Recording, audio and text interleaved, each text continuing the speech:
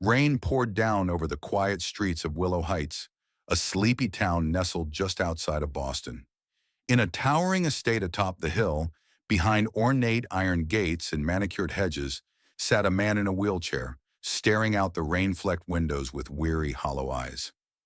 His name was Richard Alden, a name that echoed through corporate boardrooms and charity galas. Once hailed as one of the savviest minds in real estate development, Richard had turned his humble beginnings into a $300 million empire. But now at 73, he was a shadow of the man he once was. Cancer, aggressive and unrelenting, had whittled him down in just under a year. Doctors said he had only a month left.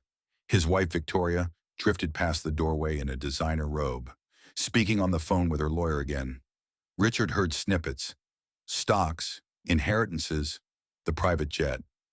Even now, when death was practically sitting beside him, she was calculating what would be hers. He sighed. Then came a knock. Richard turned slowly. Their housekeeper, Marta, poked her head in. "Sir, the girl is here, the one who brings the flowers." Richard nodded. "Send her in." Moments later, a thin girl in a rain-soaked hoodie stepped into the room, clutching a small bouquet of wildflowers. She looked no older than 17. "Mr. Alden," she said softly, lowering the hood. Her voice was trembling. "I brought these from the park, like you said." He gestured toward the chair beside him. She approached hesitantly, her eyes wide and humble. "I hope I'm not disturbing you." "Not at all, Claire," he said with a faint smile. "You're the only visitor I actually look forward to." Richard had first met Claire Bennett 3 months ago in Elmwood Park. On the rare days he was wheeled out for air, she was always there, sitting quietly on a weathered bench, scribbling in a battered notebook. One day curiosity won. He asked her what she was writing.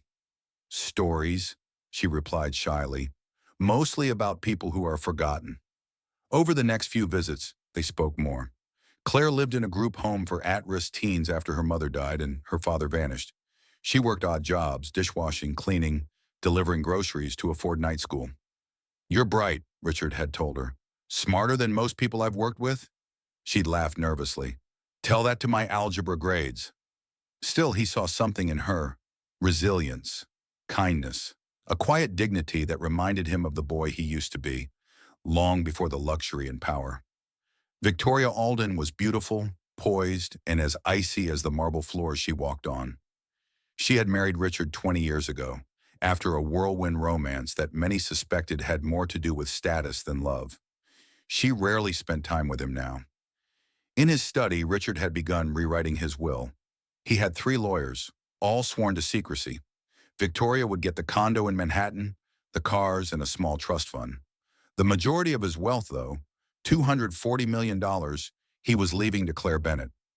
"Sir," his attorney said during a private meeting, "this is highly irregular. She's not family. She's more family than anyone else left in my life." It didn't take long for Victoria to notice something was off. She caught sight of Claire leaving the house one day and ordered Marta to tell her everything. The housekeeper, loyal to Richard, said nothing. Suspicious, Victoria hired a private investigator. Within days, she had Claire's full file: orphanship, group home, minimum wage jobs, no family, no ties. A perfect target. "She's after his money," Victoria snarled to her lawyer. "That little rat is playing him like a violin." The lawyer cleared his throat. "Ma'am, your husband is sound of mind. Legally, he can choose whoever he wants." Victoria's jaw clenched. "Then I'll make him change it." One cold afternoon, Victoria confronted Claire as she came to the estate with a bouquet of freshly picked lilies. "What do you want from us?" Victoria hissed, blocking the gate. Claire blinked. I I just came to visit him. He asked me to." "You think I'm stupid? You think I don't know what you're doing?" "I'm not doing anything," Claire said quietly, trembling. "He's just kind to me." "Oh, how noble," Victoria sneered. "Well, let me be kind too. Stay away from my husband, or I'll make sure you regret it." Claire left in tears. That night, Richard noticed she didn't come. The next morning, he had Marta call the group home. Claire hadn't been seen since. 2 days later, Marta knocked on Richard's door. She held an envelope. "I found this behind the flower vase, sir. It has your name on it." Richard took it, his hands shaking. Inside was a letter in Claire's careful handwriting.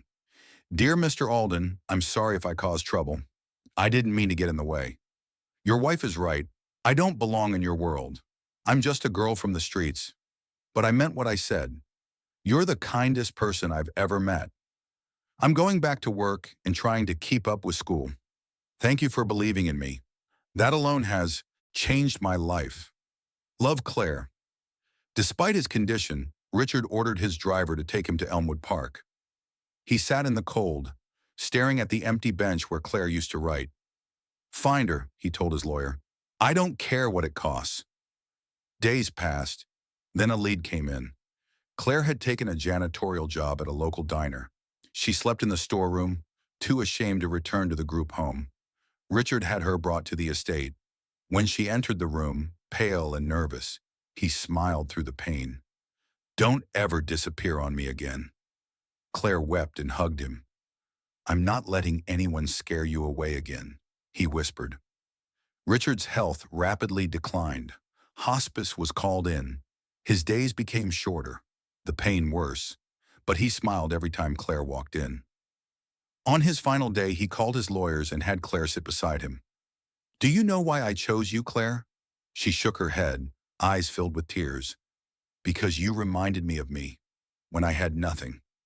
But more than that, because you were kind when you had no reason to be. You made me feel human again. With his final breath, he whispered, use it well, and don't let the world change your heart. The grand room was silent. Victoria sat in her expensive black dress, her lips thin.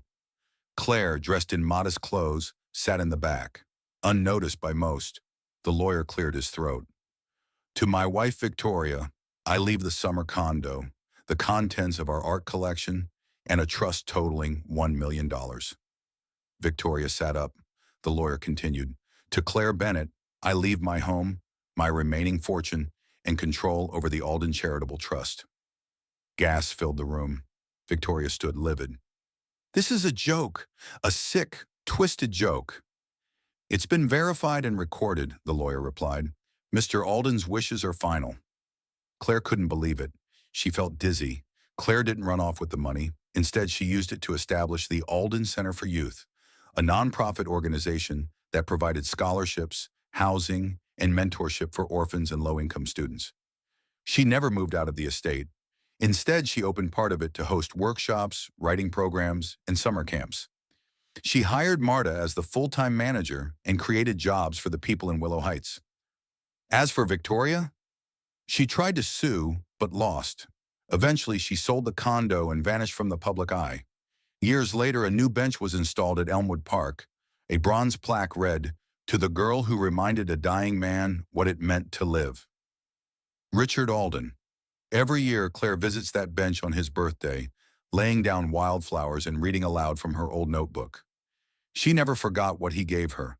Not the money, but belief, hope, a future, and above all, a reminder that kindness can change a life forever.